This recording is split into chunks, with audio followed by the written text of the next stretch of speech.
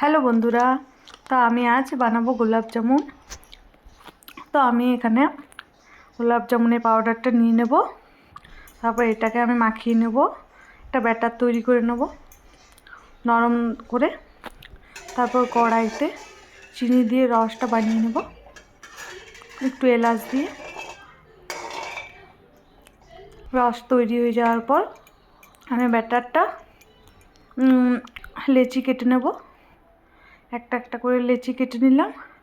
এরপর লেচিটা আমি কড়াইয়ে দিয়ে দেবো, একটা একটা করে দিয়ে দেবো।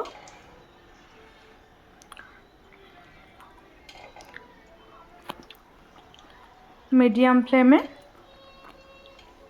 এরপর এগুলো ভাজা ভাজা হতে থাকবে। হালকা হয়েছে এখানে।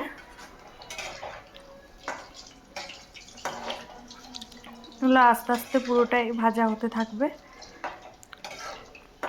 খুব সাবধানে খুন্তিটা নাড়াচ্ছি আমি, যাতে ভেঙে না যায়। কখনো কখনো হয় না, ভেঙে যায়। তাই আমি এখানে আস্তে আস্তে এগুলোকে তৈরি করে নিচ্ছি। তো বন্ধুরা, তোমরা কে কে বাড়িতে গোলাপ জামুন তৈরি করেছো আমাকে প্লিজ কমেন্টে জানিও। আমি এই ফার্স্ট টাইম করছি। তো এগুলো হয়ে এসছে প্রায়। এগুলো হয়ে গেলে নামিয়ে নেব আমি।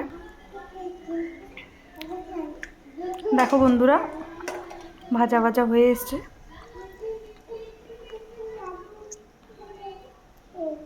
এরপর এগুলোকে আমি তুলে নেব, তুলে আমি রসের মধ্যে দিয়ে দেবো।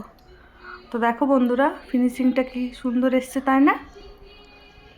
তো তোমাদের কেমন লাগলো ভিডিওটি অবশ্যই কমেন্টে জানিও। তো তৈরি আমার গোলাপ জামুন। তো টাটা বন্ধুরা।